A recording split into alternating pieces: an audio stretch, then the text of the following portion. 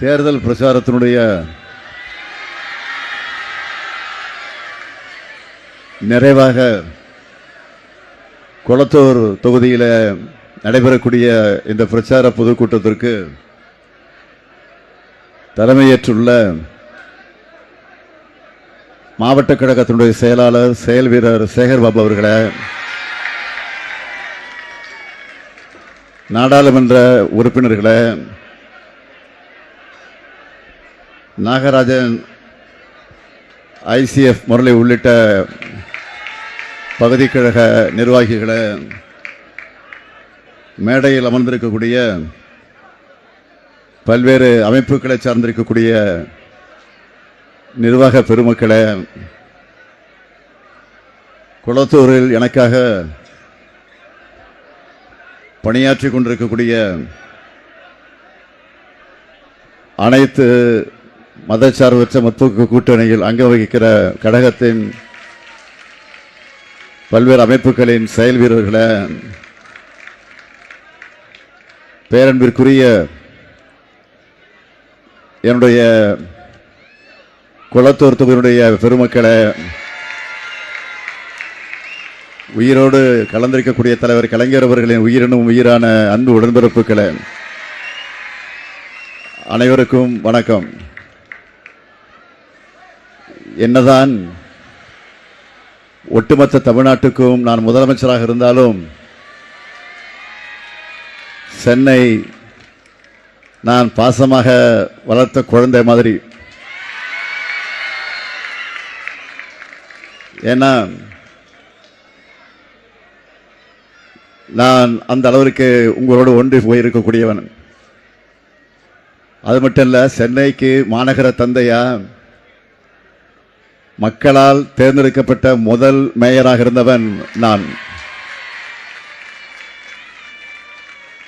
சென்னை பல கனவுகளோட நான் உருவாக்கிய திட்டங்களால் வளர்ந்திருக்கக்கூடிய ஒரு மாநகரம். அதனால தான் அப்படி சொல்லுகிறேன். அதிலே நம்ம கொளத்தூர் என்னுடைய செல்ல குழந்தை. பொங்கல், கிறிஸ்மஸ், ரம்ஜான் என பண்டிகைகளை கூட நான் உங்க கூட தான் கொண்டாடி இருக்கிறேன்.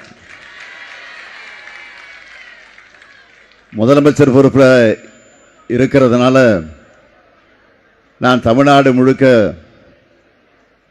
சுற்றுப்பயணம் போனாலும் 10 நாளைக்கு ஒரு முறை கொளத்தூருக்கு வராம என்னால் இருக்கவே முடியாது. ஒரு வாரம் ஆனாலே நம்ம சேகர்பாபு கிட்ட எப்போ தொகுதிக்கு போகலாம், தொகுதியில் என்ன வேலை நடக்குது அப்படின்னு நான் கேட்க ஆரம்பிச்சிருவேன். தேர்தல் அறிவித்ததும் வேட்புமனு தாக்கலை பண்ண வந்த இந்த தொகுதிக்கு வேட்புமனு தாக்கல் செஞ்சுட்டு இப்போதான் பிரச்சாரத்துக்காக கடைசி நாள் உங்ககிட்ட வாக்கிய கேட்க வந்திருக்கிறேன். ஏன்னா அந்த அளவுக்கு இந்த தொகுதிக்கு தொடர்ந்து வந்து எல்லா பணிகளையும் செஞ்சு கொடுத்திருக்கிறேன். நான் செய்து கொடுத்த திட்டப்பணிகள் தான் எனக்காக இங்க ஓட்டு கேட்டுக்கிட்டு இருக்கு. மற்ற வேட்பாளர்களுக்காக தமிழ்நாடு முழுக்க சுத்தி வந்து நான் வாக்கு கேட்டாலும் என்னுடைய தொகுதியில் மொத்தமாகவே 1 மணி நேரம் கூட இல்லை, ஒரு 3/4 மணி நேரம் சுத்தி இருக்கிறேன். நீங்களே நான் ஓட்டு கேட்டு வரணும்னு எதிர்பார்க்க மாட்டீங்க. கொளத்தூர் மக்கள் மேல காட்டக்கூடிய அன்பு அப்படிப்பட்டது. வருஷம் முழுக்க நல்லா படித்த மாணவன் எக்ஸாமுக்கு முன்னாடி சின்னதா ஒரு ரிவைஸ் பண்ணுவாங்கல்ல, அந்த மாதிரி இத்தனை ஆண்டு உங்களுக்காக உழைச்சிருக்கிறேன். நான் செஞ்ச திட்டங்களுக்காக எனக்கு வாக்கு கேட்கும் அந்த நிலை தான். நான் சொல்றது கரெக்டு தானே? ஒவ்வொரு ஊருக்கும் போனப்போ அங்கே போட்டியிடக்கூடிய வேட்பாளர்களை அறிமுகப்படுத்தி வச்சேன். கொளத்தூரில் எனக்கு நானே இன்ட்ரோ கொடுத்துக்கிறேன்.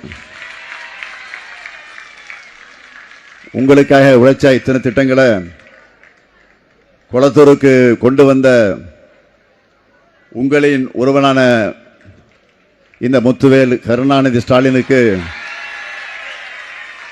3 முறை வாய்ப்பு கொடுத்தீங்க. இந்த முறையும் உதயசூரிய சின்னத்தில் வாக்களித்து எனக்கு வாய்ப்பு கொடுப்பீங்களா? வாய்ப்பு கொடுப்பீங்களா? கொளத்தூர் வேட்பாளர் முத்துவேல் கருணாநிதி ஸ்டாலினுடைய வெற்றி,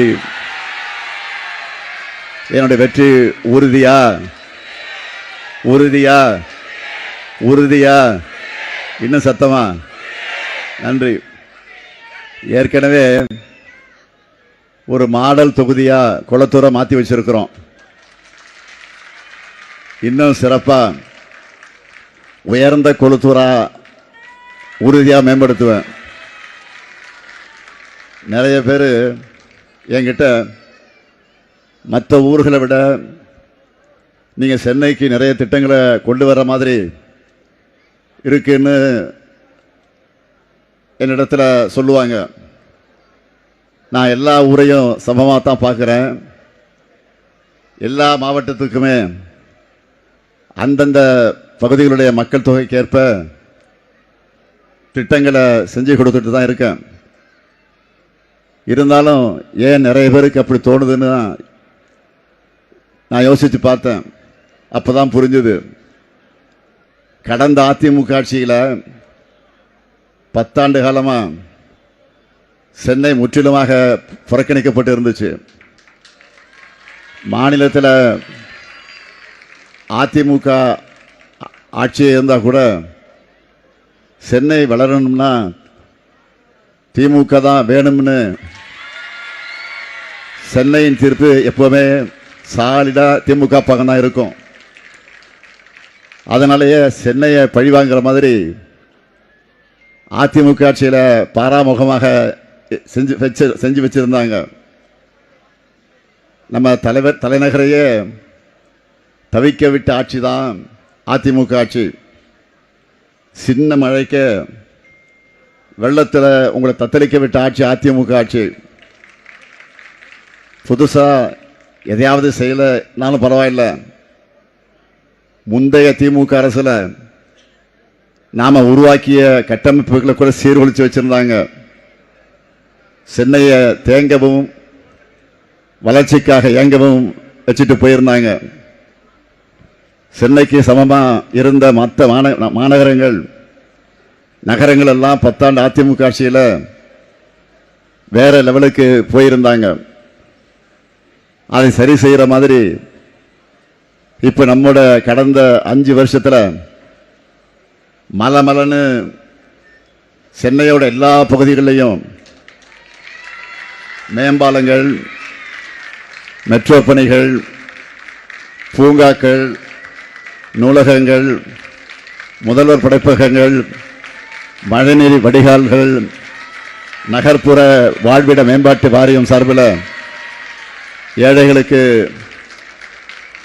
அடுக்குமாடி குடியிருப்புகள், மையப்பகுதியிலேயே விளையாட்டு மைதானங்கள், குத்துச்சண்டை அகாடமி, நவீன பேருந்து நிலையங்கள், தாழ்தள பேருந்துகள், மின் பேருந்துகள், ஏசி பேருந்துகள், இப்படி லிஸ்ட் போட்டால் போயிட்டே இருக்கும். அந்த அளவுக்கு வேலை பார்த்துருக்கிறோம். அதுவும் வட சென்னை வளர்ச்சி திட்டம் என ஸ்பெஷலாக கொண்டு வந்து 8000 கோடி ரூபாய் ஒதுக்கி உட்கட்டமைப்புகளை மேம்படுத்தி வட சென்னையோட இமேஜையை மாற்றிட்டோம். நிறைய பேர் இப்படி நாம் உருவாக்குற இடங்களுக்கு போய் பார்க்கிறப்போ நம்ம சென்னையில் இப்படி வசதியா, எப்படி இருந்த இடம் இப்படி மாறி போச்சு அப்படின்னு ரீல்ஸ் எல்லாம் போடுறாங்க. அதையெல்லாம் பார்க்கும்போது எனக்கு ஏற்படுகிற மகிழ்ச்சியை விவரிக்க வார்த்தைகளே இல்லை. இப்படியாக அதிமுகவோட 10 ஆண்டு ஆட்சியில் கண்டுகொள்ளாமல் இருந்த சென்னைக்கு தலைநகருக்குரிய கவனத்தை செலுத்தி இப்போதான் அது நிமிர்ந்திருக்கு.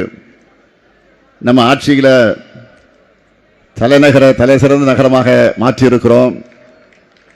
அதனால் அடுத்த கட்டமாக நேற்று முன்தினம் சென்னை சூப்பர் 6 என்ற பெயரில் ஒரு சிறப்பு செயல் திட்டத்தையும் அறிவிச்சிருக்கிறேன். ராபின்சன் பூங்காவில் கட்சி தொடங்கின நாளிலிருந்து சென்னை திமுகவின் கோட்டையாக விளங்குகிறது. யாராலும் உடைக்க முடியாத கோட்டை. 2021 முழு வெற்றியை தந்து நம்மை அரியணையில் ஏற்றிய அந்த வெற்றி இந்த முறையும் தொடரணும். சாதாரணமாக இல்லை, கடந்த முறையை விட அதிக வாக்கு வித்தியாசத்தில் இந்த வாட்டி வெற்றி பெறணும். எத்தனை பேர் வந்தாலும் சென்னைக்காக உழைக்கிற திமுக கொடி மட்டும்தான். திமுக கொடி மட்டும்தான் சென்னையில் பறக்கணும், பறக்கும் பறக்கும். இது உறுதி. உங்களுக்கான திட்டங்களையும் வளர்ச்சி பணிகளையும் கொண்டு வந்திருக்கிறோம். எடுத்துக்காட்டுக்கு கொளத்தூர் தொகுதியை எடுத்துக்கோங்க. இதை ஏன் நான் மாடல் தொகுதின்னு சொல்லன்னு தெரியுமா? கடந்த 5 ஆண்டுகளில் தமிழ்நாட்டில் முதல் முறையா முதல்வர் படைப்பகங்கள், முதல்வர் கல்விச்சோலை அமைச்சிருக்கிறோம். கொளத்தூருக்கு தேவையான மேம்பாலங்களை கட்டி திறந்திருக்கிறோம். அதிக அளவிலான குளங்களை தூர்வாரி சீரமைச்சிருக்கிறோம். நவீன பேருந்து நிலையங்கள், தரமான மருத்துவமனை, வசதியான திருமண மாளிகை, பூங்காக்கள், இளைஞர்களுக்கான மினி ஸ்டேடியம், விளையாட்டு திடல்கள் அமைச்சிருக்கிறோம். புதுசா கல்லூரியை தொடங்கியிருக்கிறோம். வண்ண மீன்கள் வர்த்தக மையம் திறந்திருக்கிறோம். குளத்தூர்ல தான் அதிக அளவிலான அரசு பள்ளி, புதிய கட்டிடங்களை கட்டி கொடுத்து ஸ்மார்ட் வகுப்பறைகளை அமைச்சிருக்கிறோம். இப்படி குளத்தூர்ல திரும்புகிற பக்கமெல்லாம் புதிய புதிய கட்டமைப்புகளை உருவாக்கி இருக்கிறோம். கொளத்தூர் மாடல் தொகுதி என்றால் திராவிட மாடல் ஆட்சியில் தமிழ்நாடு ஒரு மாடல் ஸ்டேட் தான். தமிழ்நாடு முழுக்க என்னுடைய இந்த பிரச்சார நிறைவுரையை பார்க்கிற என்னுயிர் மக்களை, நாங்கள் ஆட்சிக்கு வந்து முதல் 3 ஆண்டுகளில் பண்ணிய சாதனைகளை பார்த்துட்டு இந்தியாவில் யாரும் பெற முடியாத 40க்கு 40 என்ற முழு வெற்றியை கொடுத்தீங்க நாடாளுமன்றத்தில். அதே மாதிரி சட்டமன்ற தேர்தலையும் நாம் வரலாறு படைக்கணும். தமிழ்நாட்டின் தொழில் வளர்ச்சிக்காக எங்களுக்கு தொடர்ச்சியான வெற்றியை தரணும். நம்முடைய சாதனை திட்டங்களோட பேர்கள் மட்டும் சொன்னாலே இன்னைக்கு ஒரு நாள் போதாது. அதனால் ஒரு சில திட்டங்களை மட்டும் சொல்லி அது எப்படி மக்களோடு நெருங்கி இருக்கு, அந்த திட்டங்களால் பயனடைகிற பயனாளிகள் இந்த ஸ்டாலினை எப்படி பார்க்குறாங்கன்னு சொல்கிறேன். மகளிர் மேம்பாடு எடுத்துக்கிட்டா மாதம் மாதம் 1000 ரூபாய் கலைஞர் மகளிர் உரிமை தொகை வாங்கக்கூடிய சகோதரிகள் இந்த ஸ்டாலினை நினைச்சு பார்ப்பாங்க. ஒவ்வொரு முறையும் விடியல் பேருந்தில் சுதந்திரமாக பயணிக்கிறப்பவும் என்ன நினைச்சு பார்ப்பீங்க.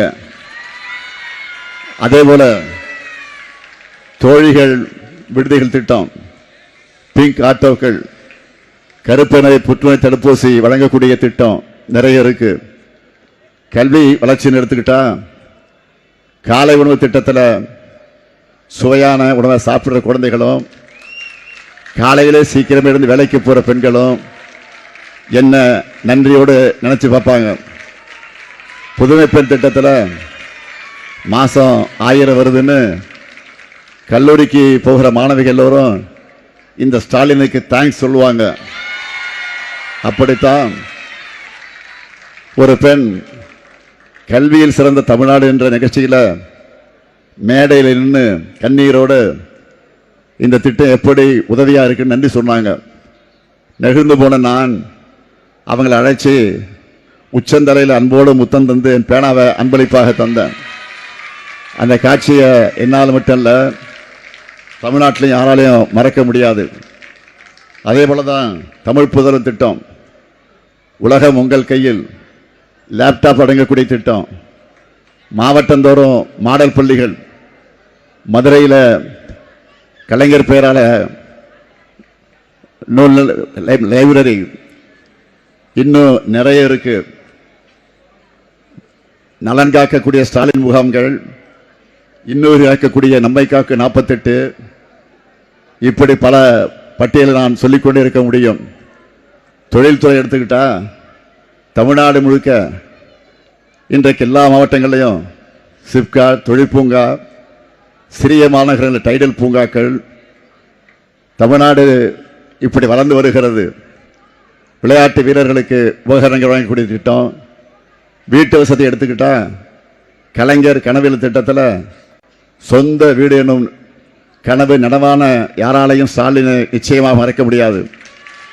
அதோட நகர்ப்புற வாழ்விட மேம்பாட்டு வாரியம் மூலமாக ஏழை மக்களுக்கான அடுக்குமாடி குடியிருப்புகள், பல ஆண்டு கனவாக இருந்த 23 லட்சம் பேருக்கு இலவச பட்டா, வயசானவங்களுக்கும் மாற்றுத்திறனாளிகளுக்கும் தாய்மானவர் திட்டத்தில் வீடு தேடி ரேஷன் பொருள் சேரும்போது அவங்க நிச்சயம் இந்த ஸ்டாலினை வாழ்த்துவாங்க.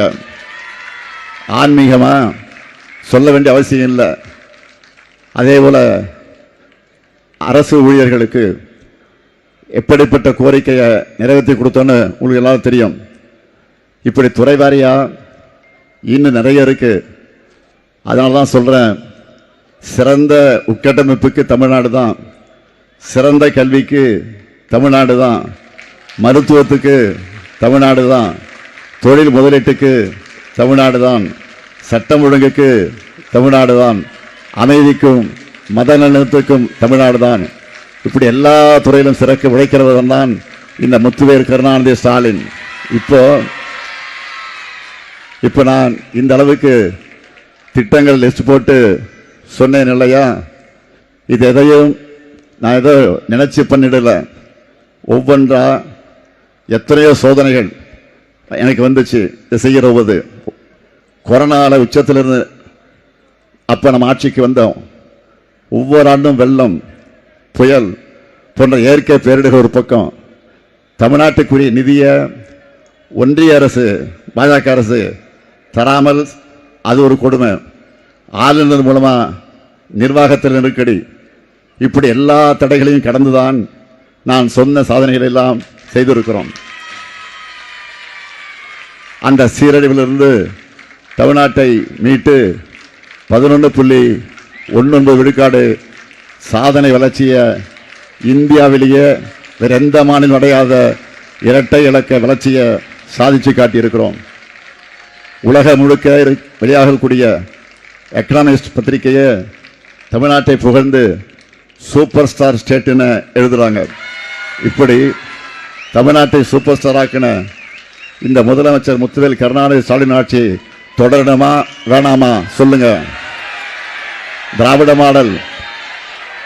மாடல் தமிழ்நாட்டில் நிறைவேற்ற திட்டங்கள் எல்லாம் இன்னைக்கு மற்ற மாநிலங்களுக்கும் மாடல் அமைஞ்சிருக்கு.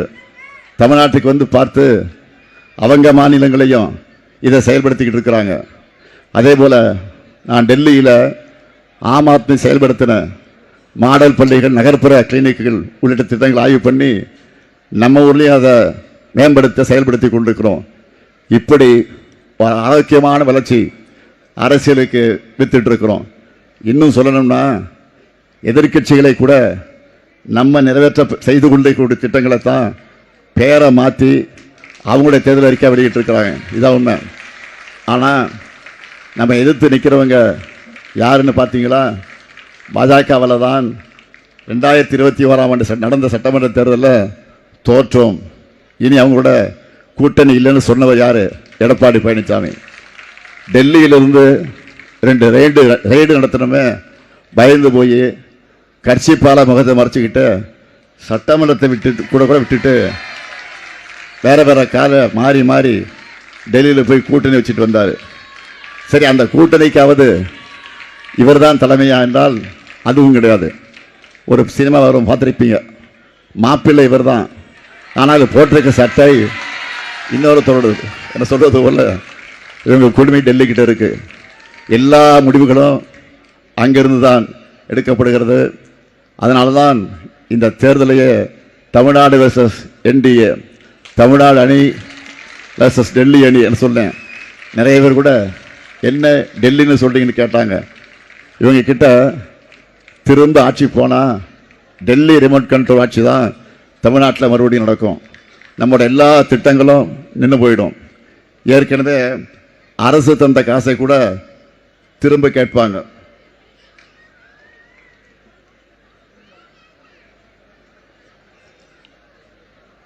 ஆனால் நாம் இப்போ இருக்கக்கூடிய திட்டங்களை சேர்த்து புது திட்டங்களையும் நம்முடைய சூப்பர் ஸ்டார் தேர்தல் அறிக்கையில் இந்த அறிக்கையில் சொல்லியிருக்கிறோம். இல்லத்தரசி என்கிற ஒரு வாக்குறுதியை எதிரிகளெல்லாம் பார்த்து இன்னைக்கு புலம்பிட்டு இருக்கிறாங்க. இதில் வழங்கக்கூடிய இல்லத்தரசி திட்டத்தை எவ்வளோ கொடுக்க போகிறோம்? 8000. மகளிர் சொல்லுங்கள், நீங்களா லேடிஸான சொல்லணும், சத்தமாக சொல்லுங்கள். வீட்டுக்கு தேவையான பொருளை வாங்கிக்கலாம். ஆட்சி பொறுப்புக்கு வந்த உடனே உங்களுடைய முதல் கையெழுத்து எந்த திட்டத்துக்கு எல்லாரும் கேட்குறாங்க. இல்லத்தரசி திட்டத்துக்கு தான் இந்த முத்துவேல் கருணாநிதி ஸ்டாலினுடைய முதல் கையெழுத்தாக இருக்கும். மகிழ்ச்சியா? மகிழ்ச்சியா? அதே போல உங்களுடைய மகளிர் உரிமை தொகை இனி மாதம் 1000 இல்லை 2000. விடுபட்ட மகளிரை இணைச்சி உரிமை தொகை கொடுக்க போகிறோம். இந்த ஸ்டாலின் சொன்னா செய்வான் என்பதற்கு ட்ரெய்லர் தான். பிப்ரவரியில் சொல்லாமலே 5000 கொடுத்தோம். முதியோர் ஓய்வூதியம் இனி மாதம் 2000. மாற்றுத்திறனாளிகள் உதவித்தொகை இனி மாதம் 500 ரூபாய். 2500 ரூபாய். புதுமை பெண், தமிழ் பெண் கல்வி உதவித்தொகை இனி மாதம் 1500. கல்லூரி மாணவ அனைவருக்கும் அடுத்த 5 வருஷத்தில் லேப்டாப் வழங்கப்படும். கலைஞர் கனவு இல்ல திட்டம், அந்த திட்டத்தில் 10 லட்சம் வீடுகள் கட்டித்தரப்படும். காலை உணவு திட்டத்தை 5ஆம் வகுப்பு வரை வழங்கிட்டு இருந்தோம், இனி 8ஆம் வகுப்பு வரை. மகளிர் தொழில் தொடங்க நிறைய கடனுதவி திட்டங்கள். அதே போல் இதெல்லாம் ஒரு சூப்பர் ஹிட்டில் சின்ன வாக்குறுதி தான் குறைவாக சொல்லியிருக்கிறேன். மொத்தம் 50 பிரிவுகளில் 500க்கும் மேற்பட்ட வாக்குறுதிகள் கொண்ட தொலைநோக்கு ஆவணமாக நம்ம தேர்தலுக்கு வெளியிட்டிருக்கிறோம். அடுத்த 5 வருஷத்தில் இதையெல்லாம் நிறைவேற்றிட்டு உங்ககிட்ட 2031 தேர்தலப்ப வாக்கு கேட்டு நான் தான் மீண்டும் வருவேன். நிச்சயம் வருவேன், உறுதியாக வருவேன். இது இந்த முத்துவேல் கருணாநிதி ஸ்டாலினுடைய சத்தியம். சின்ன வயசுலேருந்து என்னை சுற்றி இருந்ததும் எனக்கு தெரிந்ததும் அரசியல் அரசியல் அரசியல் மட்டும்தான். தலைவர் கலைஞரை பார்க்க எங்கள் வீட்டுக்கு பேரறிஞர் அண்ணா, மக்கள் தலைவர் எம்ஜிஆர், நாவலர், இனமான பேராசிரியர், இப்படிப்பட்ட பெருந்தலைவர்கள்லாம் வந்துகிட்டே இருப்பாங்க. அப்படிப்பட்ட சூழலில் வளர்ந்ததால் மக்கள் பணி செய்கிற ஆர்வம் சின்ன வயசு எனக்கு வந்துருச்சு. மக்கள் தலைவர் எம்ஜிஆர் கூட என்னை அடிக்கடி சொல்லுவார், என்னை பார்த்து, என்னப்பா இந்த சின்ன வயசுலேயே கட்சிகள்லாம் பார்க்குற, ஒழுங்காக படிப்பில் மட்டும் கவனத்தை செலுத்து, நான் பெரியப்பாவை சொல்கிறேன் அப்படின்னு எனக்கு அட்வைஸ் பண்ணார். ஆனால் அவர் சொன்னபடி படித்து முடித்தாலுமே என்னுடைய அரசியல் ஆர்வம் குறையவே இல்லை. ஒரு கட்டத்துக்கு மேலே வீட்லேயும் என்னுடைய அரசியல் பாட்டை கட்டுப்படுத்த முடியல. அதனால் இந்தியா முழுக்க எமர்ஜென்சி அமுல்படுத்தப்பட்ட போது 23 வயசு இளைஞனாக இருந்த நான் அதை எதிர்த்து ஊராக நாடகங்கள் நடத்தினேன். தமிழ்நாட்டில் நிசா என்ற கொடுமையான சட்டத்தில் கைதாகி 500 பேரில் நானும் ஒருவனாக 1 வருஷம் சென்னை சிறைச்சாலை அடைக்கப்பட்டிருந்தேன். கலைஞரின் மகன் என்ற காரணத்தால் அல்ல, அதுக்காக கைது செய்யப்படலை. கட்சிக்காக நான் அப்போவே செஞ்ச என்னுடைய பரப்புரை காரணமாகத்தான் கைது செய்யப்பட்டேன். இப்படி அடிமட்டத்திலிருந்து களத்தில் உழைச்சி அடக்குமுறைகளுக்கு எதிராக போராடி அடி உதைப்பட்டு தான் அரசியலுக்கு வந்தேன். இன்றைக்கி அந்த தழும்புகள்லாம் என் உடம்புல அப்படியே தான் இருக்குது. கோபாலபுரம் இளைஞர் திமுக தொடங்கி சென்னை மேயர், 1000 விளக்கு சட்டமன்ற உறுப்பினர், இளைஞரணி செயலாளர், உள்ளாட்சித்துறை அமைச்சர், திமுக பொருளாளர், சட்டமன்ற எதிர்க்கட்சி தலைவர் என படிப்படியாக 60 ஆண்டு காலம் போராட்டம் நிறைந்த பொது வாழ்க்கையில் பயணித்து தான் நான் இந்த இடத்திற்கு வந்திருக்கிறேன். தமிழ்நாட்டு மக்களுக்காக மனசாட்சிக்கு உண்மையாக என் சக்திக்கு மீறி உழைச்சிருக்கிறேன். கொடுக்கப்பட்ட ஒவ்வொரு பொறுப்பிலையும் என்னை நிரூபிச்சிருக்கிறேன். நான் மிகுந்த பணிவோடு சொல்கிறேன், இதுவரை தமிழ்நாட்டில் இருந்த முதலமைச்சர்களில் இந்த ஸ்டாலின் அளவுக்கு அதிக நிகழ்ச்சிகள், மாவட்ட பயணங்கள், கள ஆய்வு கூட்டங்கள், திட்டங்களின் தொடக்கம் என்று யாருமே கலந்துகிட்டு இருக்க மாட்டாங்க. நான் என்னுடைய வீட்டில் இருந்ததை விட களத்தில் மக்கள் கூடவும் பயணத்திலையும் கோட்டையிலும் தான் அதிகம் இருந்திருக்கிறேன். இந்தியாவிலேயே முதல் மாநிலமாக தமிழ்நாட்டை உயர்த்தணும் என்ற ஒற்றை குறிக்கோளோடு உழைச்சிக்கிட்டு இருக்கிறேன். தமிழ்நாட்டுக்கு ஒரு தனித்துவம் இருக்குது. ஒன்றிய பாஜக எல்லா மாநிலத்தையும் அவங்களால கண்ட்ரோல் பண்ண முடியும்னு நினைக்கிறாங்க. ஆனால் அவங்களுக்கு எப்போவுமே அவுட் ஆஃப் கண்ட்ரோலாக இருக்குது ஒரே மாநிலம் நம்ம தமிழ்நாடு தான். ஏன்னா நாம் அகர முதல தொட்டு தாடிக்கிழவன் பிளட்டு, அகர முதல தொட்டு அறிஞர் அண்ணா பிளட்டு, அகர முதல தொட்டு தலைவர் கலைஞர் பிளட்டு, இப்படிப்பட்ட பெருந்தலைவர்களால் வளர்த்தெடுக்கப்பட்ட இந்த ஸ்டாலினும் நம்ம திமுகவும் இந்த மண்ணில் இருக்கிற வர என்டிஏவால் தமிழ்நாட்டின் டிஎன்ஏவை சிதைக்க முடியாது. அடுத்த 5 ஆண்டில் இந்தியாவின் நம்பர் 1 மாநிலமாக மட்டுமல்ல, தெற்காசியாவின் மாடலாக தமிழ்நாட்டை நான் நிச்சயம் மாற்றி காட்டுவேன். இது உறுதி. இந்த தேர்தல் மிக மிக முக்கியமான தேர்தல். அதனால் ஒவ்வொரு குடும்பத்திலையும் எல்லாருமே நம்ம கூட்டணிக்குத்தான் வாக்களிக்கணும். உரிமை தொகை, விடியல் பயணத்தில் பயனாளிகள் பெண்கள் உங்கள் பிள்ளைகள்கிட்ட எடுத்து சொல்லணும். நான் முதல்வன், லேப்டாப், புதுமை பெண், தமிழ் புதல்வன் போல திட்டங்களால் பயனடைய இளைஞர்கள் உலக பெற்றோர்கிட்ட, நீங்கள் உங்கள் பெற்றோர்கிட்டையும் திராவிட மாடல் ஆட்சியை தொடரும் என்று எடுத்து சொல்லணும். வீட்டுக்கு இருக்கக்கூடிய பெரியவங்க, தாயுமானவர் போன்ற திட்டங்களை சொல்லி உங்கள் பேர பிள்ளைங்கிட்ட இந்த ஆட்சி தான் மீண்டும் வர வேண்டும் என்று புரிய வைங்க. அரசியல் விழிப்புணர்வு கொண்டவங்க, மாநில உரிமைகள், சமூக நீதி, மத நலனுக்கு காப்பாற்றப்படணும்னா திமுக தான் வரணும்னு உங்கள் உறவினர்கிட்ட நம்பர்கிட்ட நீங்கள் பிரச்சாரம் பண்ணுங்க. இது திமுகவுக்காக அல்ல, கூட்டணி கட்சிகளுக்காக அல்ல, இந்தியாவுடைய மானம். அதிலும் குறிப்பாக சொல்லணும்னா தமிழ்நாட்டுக்காக நான் கேட்கிற இந்த வேண்டுகோள். எனவே ஒவ்வொரு வாக்காளரும் நீங்கள் உணர்ந்து பார்த்து உங்கள் ஓட்டை உதயசூரியனுக்கும் கூட்டணி கட்சியில் இருக்கக்கூடியவர்களுக்கும் அங்காக இருக்கக்கூடியவர்களும் அந்தந்த கட்சிக்கு நீங்கள் வழங்கிட வேண்டும் என்று நான் இந்த நேரத்தில் உங்களை எல்லாம் அன்போடு கேட்டுக்கொண்டு விடைபெறுகிறேன் என்று சொன்னால் கூட்டத்திலிருந்து பேச்சிலிருந்து விடைபெறுகிறேன். எப்போதும் கூட தான் இருப்பேன். நன்றி.